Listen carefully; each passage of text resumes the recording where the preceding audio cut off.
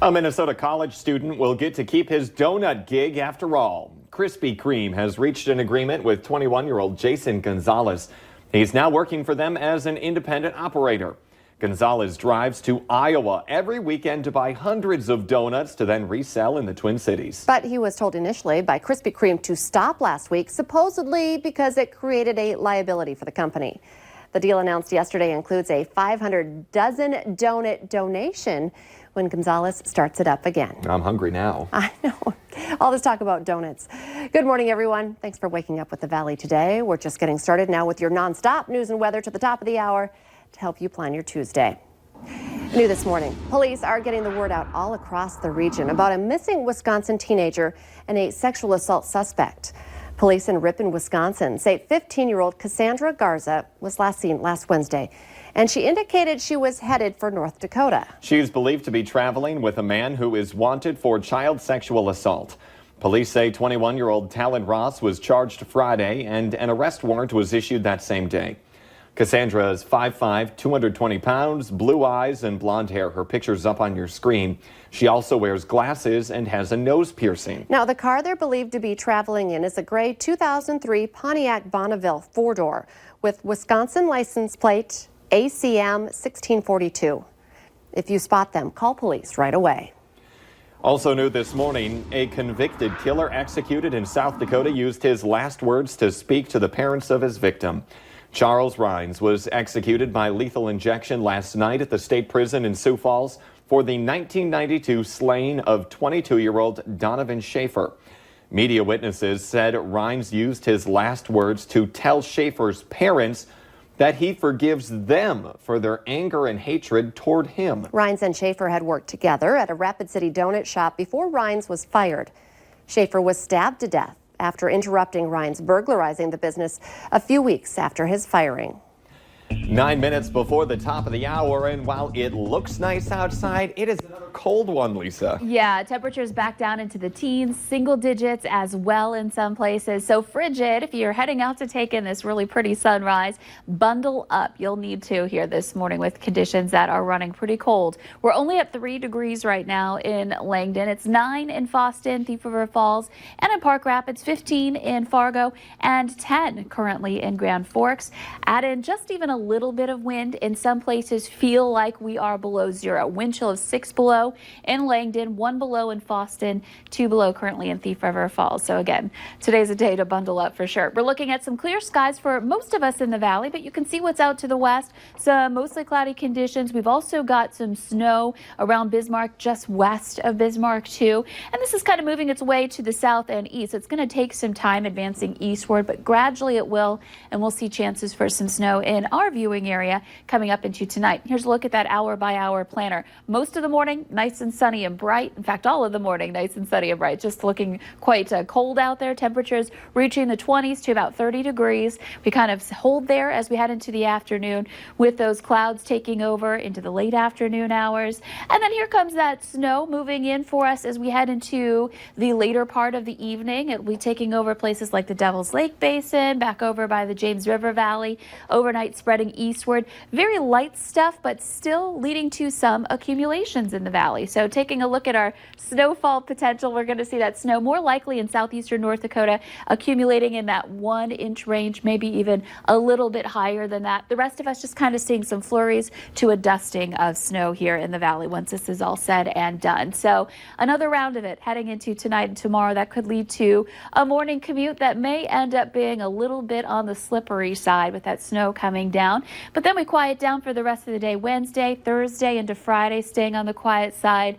For the hunting opener this weekend, Saturday is the day where we're looking at more chances for snow. That'll be into the second half of the day, it looks like right now. So be ready for that and much colder air taking over once that passes Sunday and to start next week. And now for a look at traffic, here's Devin Fry with the Valley Today's traffic on the Thank you, Lisa, and good morning, Red River Valley. We're finishing up this hour on 25th Street. We're actually going to be trying to get onto the interstate here to go westbound up on I-94. Now, the traffic flow this morning, it has picked up quite a bit since we first got on the road at about 6 o'clock. However, it's still not at the level that it was even yesterday, for example. Yesterday, things were pretty busy pretty early. However, today, things started off slow, to say the least. When I first started these the traffic reports this morning, I could count on one hand the vehicles around me going westbound on I-94. So even just from where I'm at right now, looking at the interstate, it has picked up a little bit. However, you should still be right on time for your morning commute. Just give yourself a few extra minutes because, like I keep saying, traffic is not a perfect science. This can change at any time. We're going to keep checking out the roadways in the next hour on the Fargo CW, but first, what day is today? It is Taco Tuesday. So Olay today at Taco John's. For your traffic on the move, I'm Devin Fry. It's election day in Minnesota, and one of the big decisions in Moorhead is a $110 million bond referendum request by the school district. They want to build a new high school to ease overcrowding and turn the old Sam's Club into a career academy. If voters say yes, taxes on the school portion of your tax bill would go up about $96 per year on a $200,000 home. Polls are open from 7 a.m. to 8 p.m. today. Moorhead voters are also filling 2 vacant city council seats in wards 3 and 4. Police are looking for a man who they say got away after a chase in Grand Forks. Officers spotted Lonnie Falcon Jr., who was wanted on an outstanding warrant. He was arrested after a short chase on foot.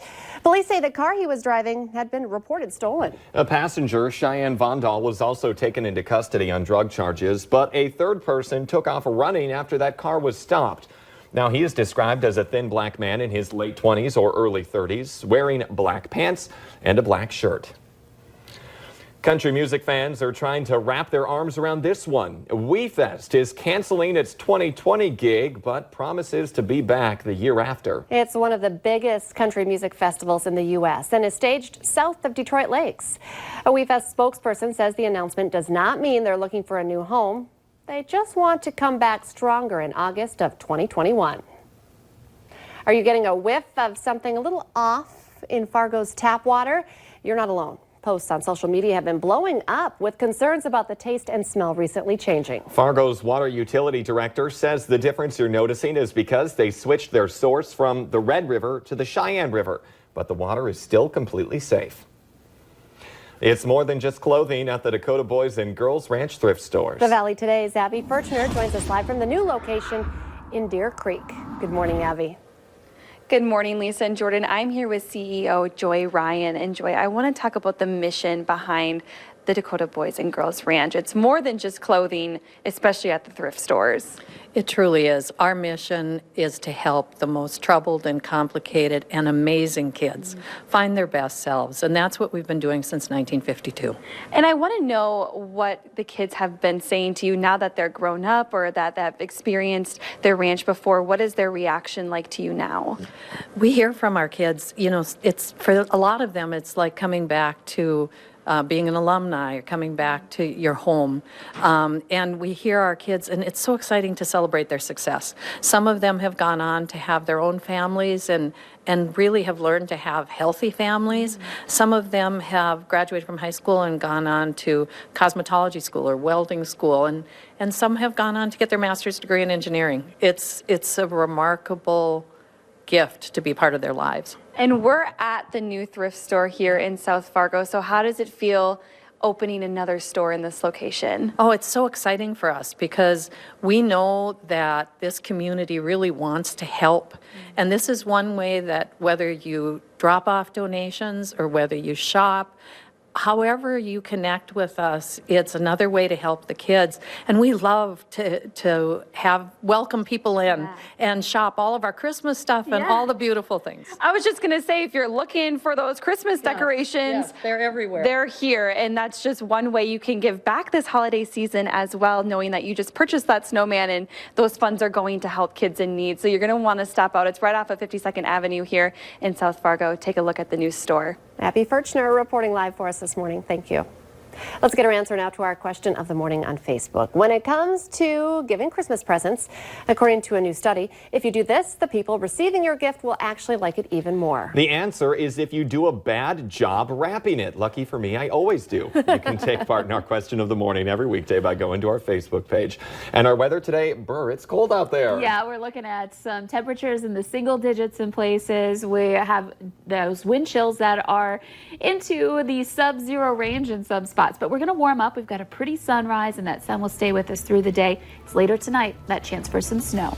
The Today Show and CBS This Morning are just about to start, but the Valley Today rolls on. Be sure to join us right now for more live up-to-the-minute news and weather on the Fargo CW.